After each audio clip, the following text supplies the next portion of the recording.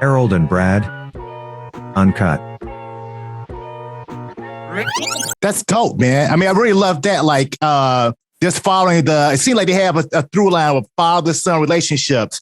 Like, I lost my father, like, right around the same time, like a little bit after your father passed. Yeah, right. That's just a special relationship.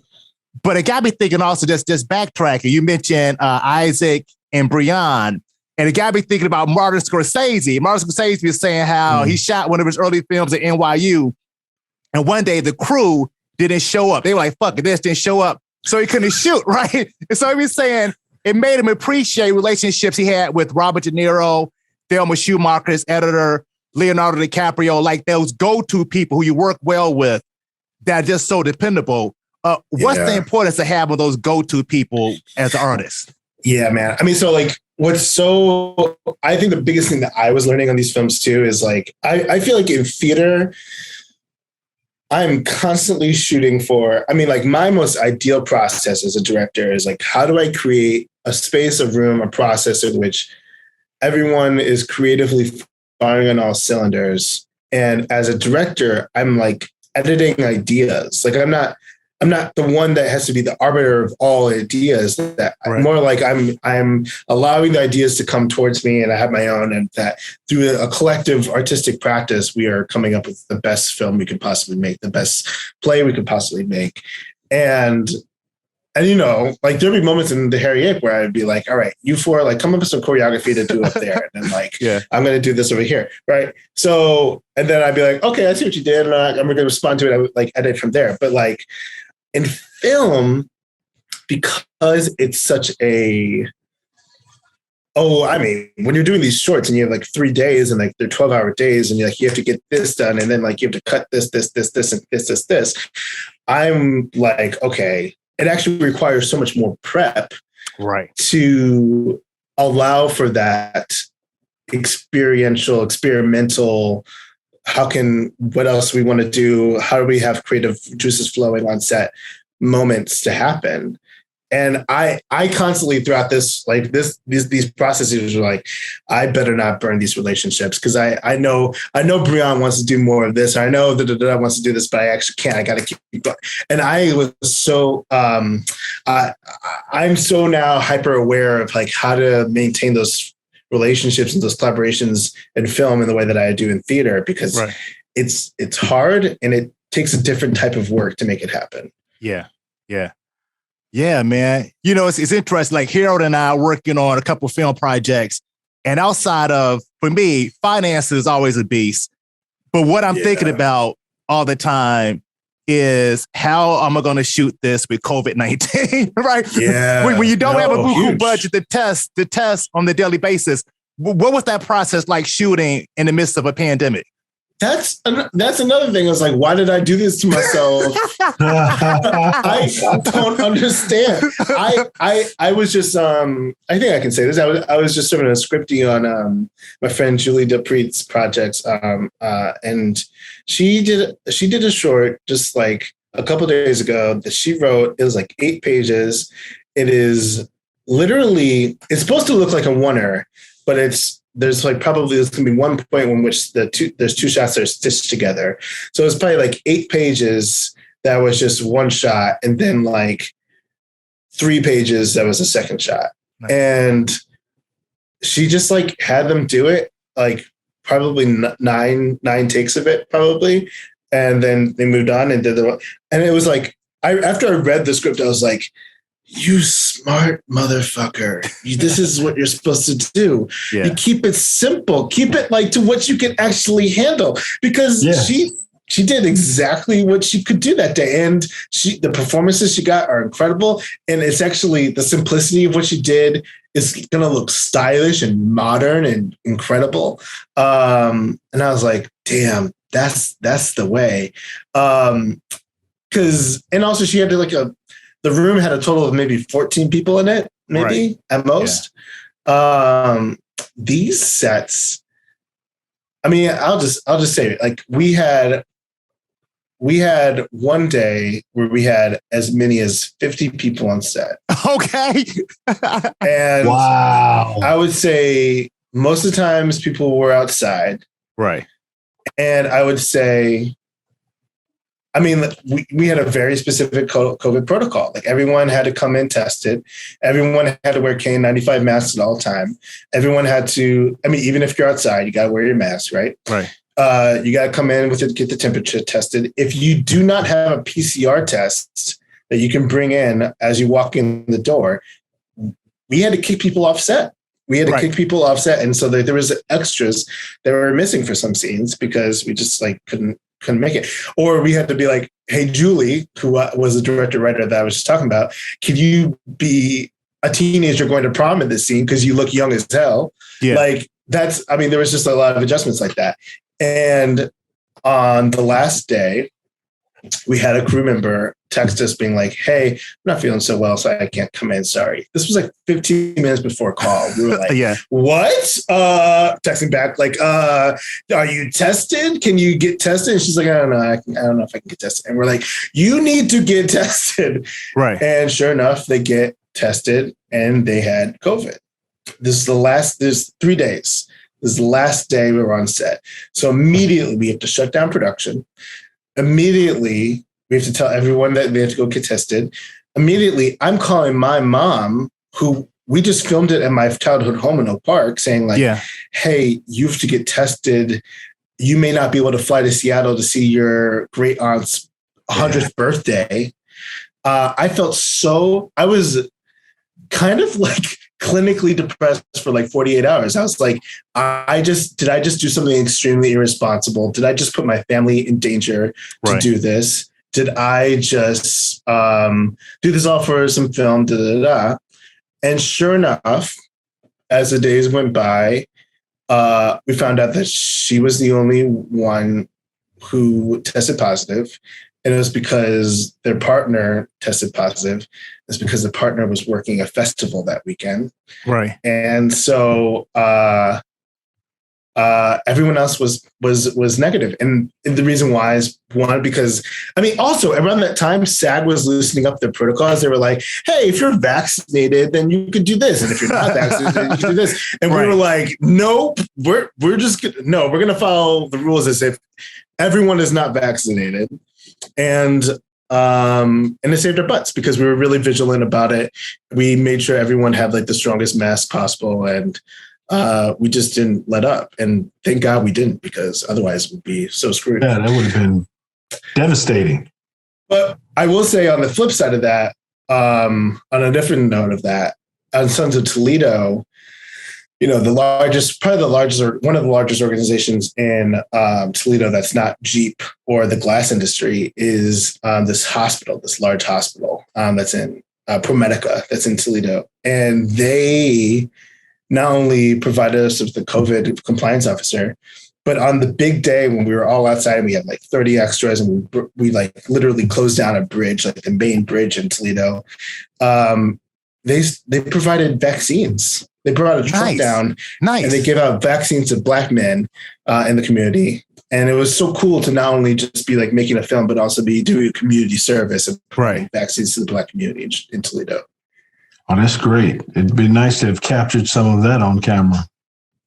That's a good point. I think we got some photos of it, but it would be great to shoot that. Right. Right. You never know. Movie magic, man. Stuff just comes. I know. Doesn't it? Yeah. Yeah. So, go ahead. No, you got it. Yeah. So let's talk about your theater background. How did that come about for you? I have a typical story of, I like telling this story because my sister is my older sister. And so she, it doesn't matter if I hurt her feelings. So my sister was in The Wiz, and she was cast as a Munchkin or something in the ensemble, and she wasn't very good. And so I tried out for theater. I tried out for Once on This Island, and I got Tauntaun Julian. And then I tried out for Guys and Dolls, and I got Sky Masterson. And I was like, I guess this is my thing. I guess this is not your thing. And sure enough, like my sister went on and did like basketball in high school, and I like never did a single sport in high school. Like it just like broke down that way. But yeah, I just started doing theater when I was in 6th grade, and I just liked the community a lot.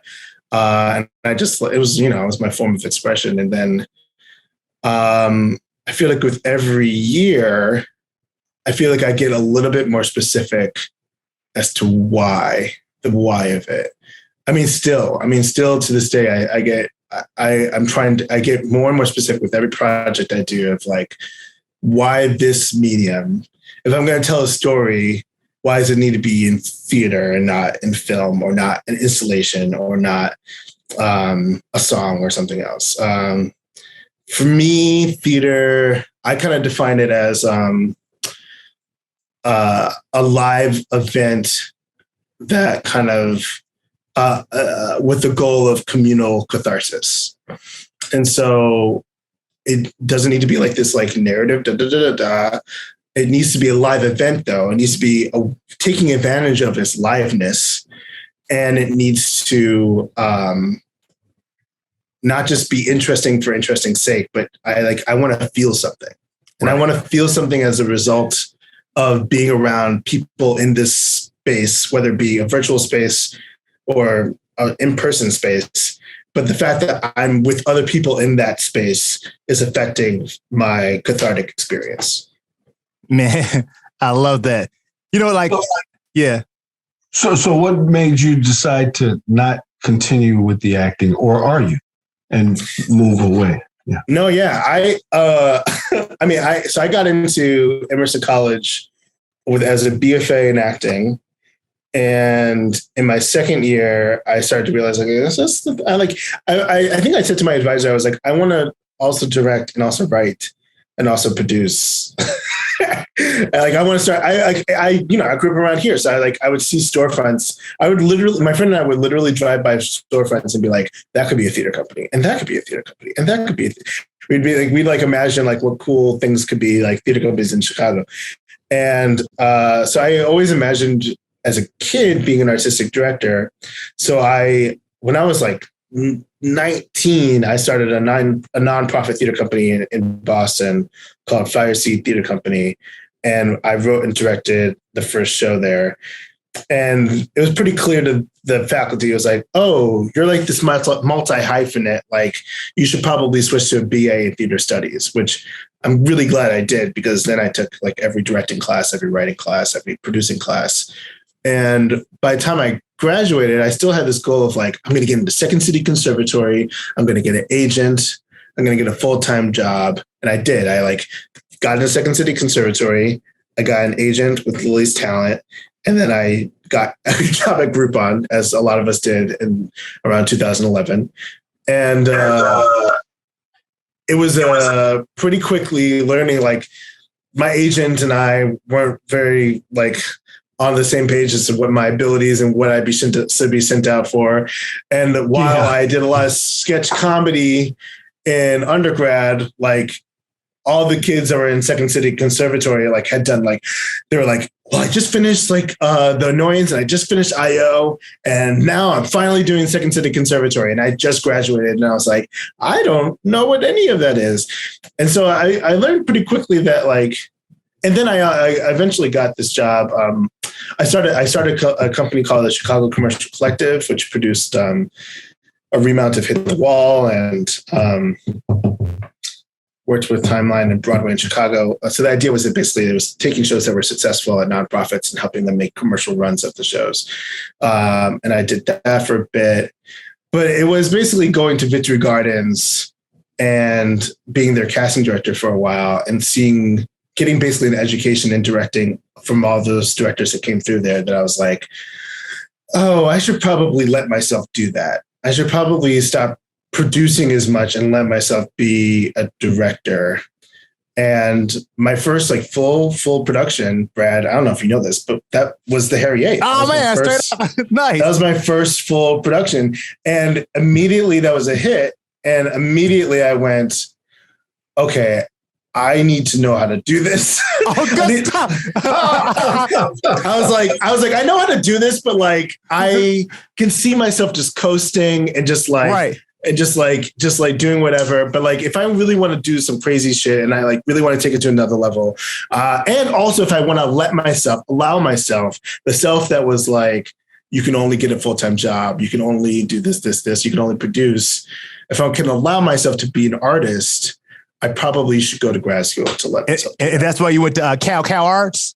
Mm-hmm, mm-hmm. Yeah. It was like giving myself a permission to jump off a cliff, basically. Nice. Yes. How was that program? How did you like the program? I loved it. And Right. you know, a big part of it was the fact that like the head of the program saw the Hairy Ape on Friday and Nice. then interviewed me on Saturday. I think You know I what I remember mean? that. I think I remember that. Yeah. It was like, and I had breakfast with them a few months before in LA, and I was like, you should really come out to Chicago and see this play. And, you know, which is cocky as fuck considering that, like I had not directed the play before, but he saw the play, and then throughout the whole 3 years I was there, he was like, that Hairy Ape, Man. talking about it because, you know, and to this day, I mean, I still go back to that production and go like, okay, the things that what made that successful. One is like magic of like people coming together, right? People being in the room. Brad, if you don't know, Brad was like an amazing part of this ensemble of 6 that was in this play called The Hairy Ape, which was all black male production of the Eugene O'Neill play, and part of an award-winning ensemble, no doubt. And the things that made this play pretty successful was, yes, it's like a magical group of people that came together. It's also like we had 8 weeks of rehearsal. Yeah. It's also like we rehearsed on our set. Yeah. What like that. Was that the one with the guy that we interviewed in it? Brad? But Byron? No. But Byron was in Truth and Reconciliation. No, not Byron. That's another good production. The other guy. No, I'm blanking. No. I'm blanking too. So I'm thinking there was some fence in there or something. I'm trying to imagine if that did it win a Jeff or something? It won. Julian won Best Actor. It won Best Sound. Brian won for choreography, and then I feel like it won some Time Out awards for like Best Production and Best. I won for Best Director. For right. Yeah. I swear I saw it. This is what I'm thinking. Because you know what? I know. I think you're talking about Jesus Had the A Train with Esteban Cruz. Yeah, we did that. Yeah, you know what? Real quick, Monty, like we're over time. I got 2 more questions. You know, because that was a great experience. A couple things. I remember talking to Brian. I took one of his classes at the Paul before the pandemic, like his dance classes. I was saying, man, I thought I would never learn those fucking steps. Like, I thought, dude, this show gonna be closed out and over, and I'll still be trying to learn these steps. But you know what? It's funny because from my experience, some of my favorite directors are actors or have some acting experience. So how has your acting informed your directing? You think it has? Yeah, I mean, I feel like around that time, because it was the beginning, there was so much empathy for the actor that I had.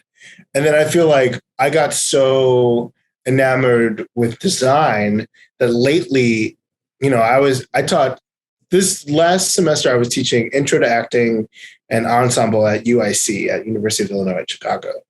And I just like had to hit the books again. Like I like, because one, as we all know, it requires refreshing, constant refreshing. But 2, it just required me to like, I don't know, for me to actually be the director that I want to be, where actors like want to collaborate with me and actually feel like they can collaborate and come up with their own creative ideas. It requires me to not think of the actor as a tool for something, but as this like living body in space that has their own psychological needs and And it's not just the needs of the character. It's not just like the what's on the page, but also like kind of knowing, kind of being able to see the person that's right in front of you.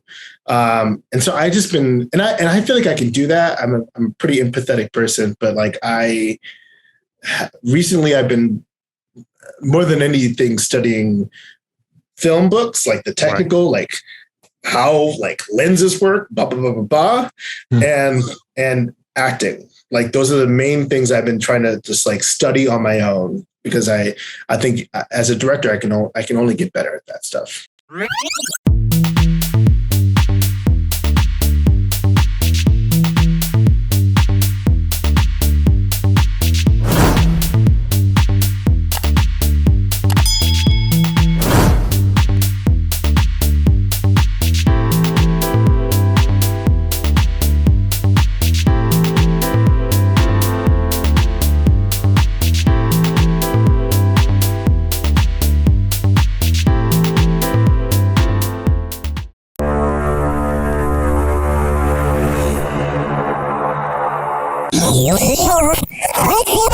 Ooh la la. Yeah.